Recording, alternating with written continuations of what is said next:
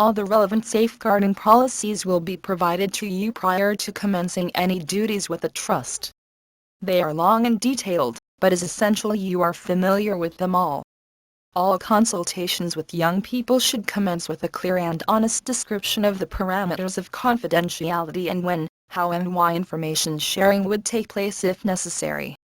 If a young person says, or indicates that he/she is being abused, or information is obtained which gives concern that a young person is being abused, action should proceed immediately. Dealing with the allegation becomes priority, as the child's safety is paramount.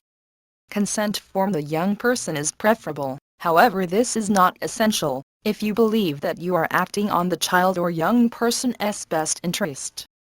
It is not the responsibility of any paid staff or volunteer to take responsibility or decide whether or not child abuse is taking place. However, there is a responsibility to protect young persons in order that appropriate agencies can then make inquiries and take any necessary action to protect the young person. Staff must never prevent or delay making a referral if it is felt her child or young person is at risk of significant harm. The decision to make a referral is the individual practitioner volunteer's decision, who was responsible for the initial interaction assessment during which concerns arose. Nevertheless, following an initial discussion with a member of staff, a manager has a responsibility and duty of care to make a referral, if they feel that a staff member does not recognize the importance of referral, and is failing to appreciate the risk to the child. An inadequate course of action in response to arousal of suspicion in relation to abuse or disclosure can have a negative impact on the outcome of a child protection investigation. This could put a child or young person at risk of further harm. It is not possible to give complete lists of signs and symptoms of abuse, as different people react in different ways to stress and trauma. Some people will disclose to you directly, however abuse or the possibility of abuse commonly comes to light, because the adult at risk makes specific or general accusations. At times people will tell you indirectly, for example by repeating phrases like "it's a secret," or expresses fear of discussing certain subjects.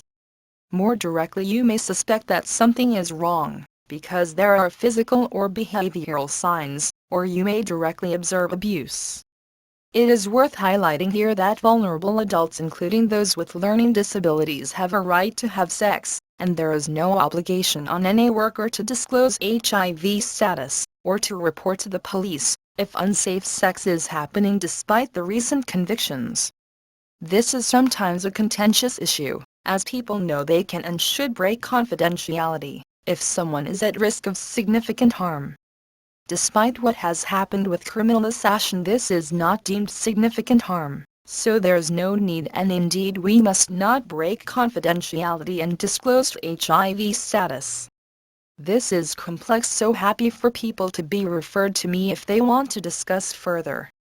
Being HIV positive of and in itself doesn't make someone vulnerable.